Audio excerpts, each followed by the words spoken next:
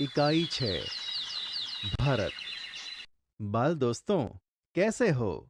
Good morning. Good morning teacher. बाल दोस्तों, हमारे संस्कृत भाषा में अनेक कवि हैं। उनमें से आपने महाकवि कालिदास का नाम तो सुना होगा। हाँ टीचर। बाल दोस्तों, संस्कृत भाषा के महाकवि कालिदास का लिखा हुआ अभिज्ञान शाकुंतलम बहुत प्रसिद्ध नाटक है। उस नाटक को राजा लक्ष्मण सिंह ने हिंदी भाषा में अनुवाद किया है। उसका एक अंश भरत नाम का पाठ है। तो चलो, आज हम राजा लक्ष्मण सिंह ने हिंदी में अनुवाद किया हुआ पाठ भरत देखते हैं और समझते हैं।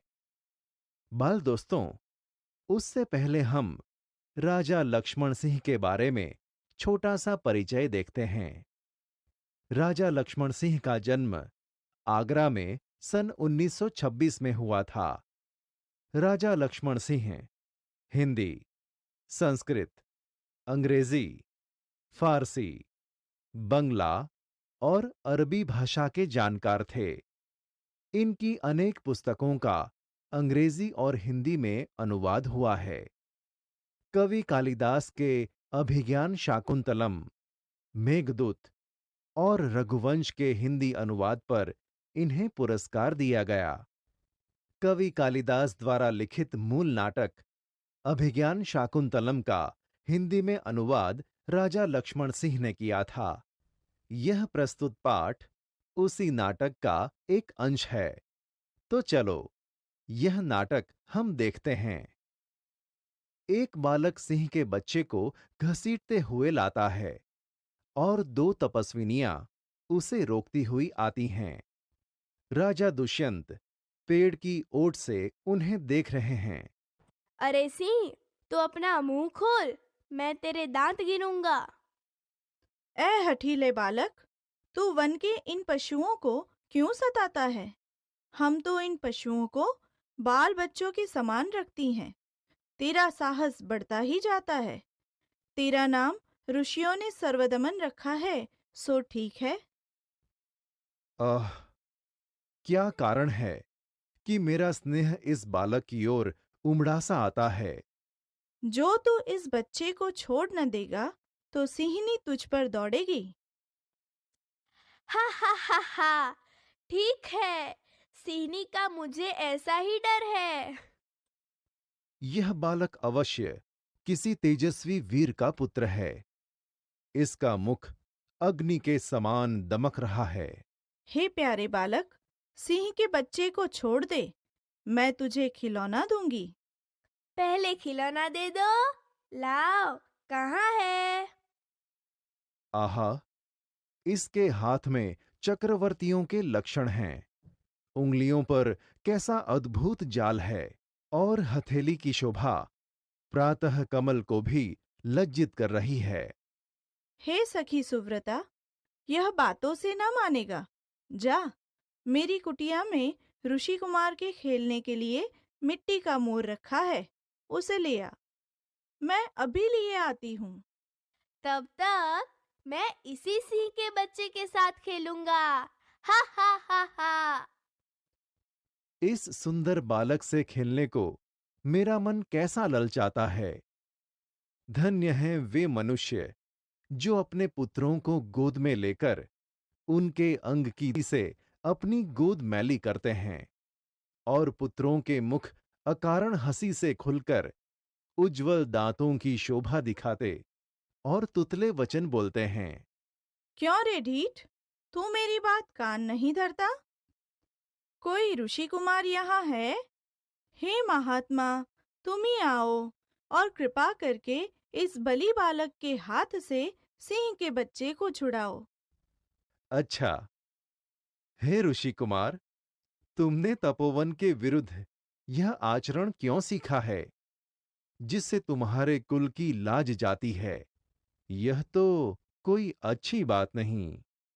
हे बड़भागी, यह ऋषि कुमार नहीं है। सत्य है, उसके काम ही ऐसे साहस के हैं। यह ऋषि कुमार नहीं जान पड़ता, परंतु मैंने तपोवन में वास देख इसे ऋषिपुत्र जाना था। आहा, जब इसका हाथ छूने से मुझे इतना सुख हुआ है, तो जिस बड़भागी का यह बेटा है, उसे कितना हर्ष होता होगा। बड़े अचंभे की बात है। तुम्हें क्यों अचंभा हुआ? इसलिए हुआ कि इस बालक की और तुम्हारी सूरत बहुत मिलती है, और तुम्हें जाने बिना भी इसने तुम्हारी बात मान ली। हे तपस्विनी, जो यह ऋषि कुमार नहीं है, तो किस वंश का है? यह पुरुवंशी है। इसलिए इसकी सूरत मुझसे मिलती है। पुरवंशियों में यह रीति तो निश्चित है कि युवा अवस्था में वे महलों में रहकर पृथ्वी की रक्षा और पालन करते हैं, और वृद्धावस्था आने पर वन में जितेंद्रिय तपस्वियों के आश्रम में वृक्षों के नीचे कुटीर बनाकर रहते हैं।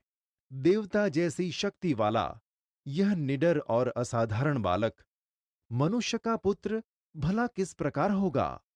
हे परदेसी, तेरा यह संदेह तब मिट जाएगा जब तू जान लेगा कि इस बालक की माँ मेनका नामक एक अप्सरा की बेटी है। उसी के प्रताप से इसका जन्म देव पितर के इस तपोवन में हुआ। यह तो बड़े आनंद की बात बताई। इससे कुछ और आशा बढ़ी।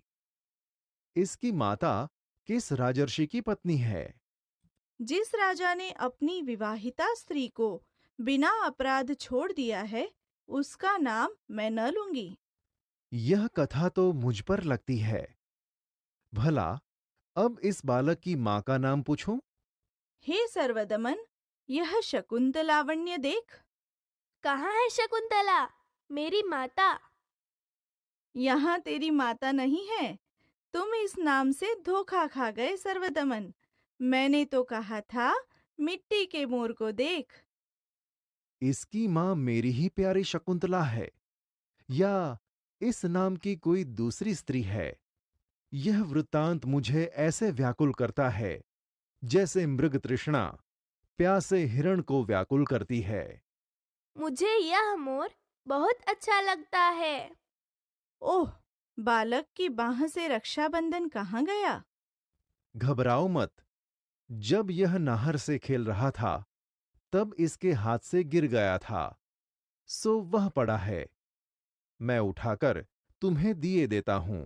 अरे अरे, मत उठाओ, इसे मत छूना। ओह, इसने तो उठा ही लिया। यह लो, परंतु यह कहो कि तुमने मुझे इसको उठाने से रोका क्यों था?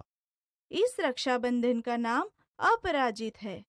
जिस समय इस बालक का नामकरण हुआ था, तब महात्मा मरीचि के पुत्र कश्यप ने यह धागा दिया था। इसका गुण है कि कभी यह धरती पर गिर पड़े तो इस बालक के माता पिता को छोड़कर इसे कोई दूसरा न उठा सके। और जो कोई उठा ले तो क्या हो? तो यह तुरंत सांप बनकर उसे डसता है। तुमने कभी ऐसा होते देखा है? अनेक बार।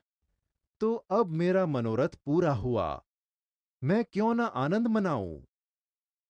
बाल दोस्तों, आपको पसंद आया यह नाटक? हाँ टीचर।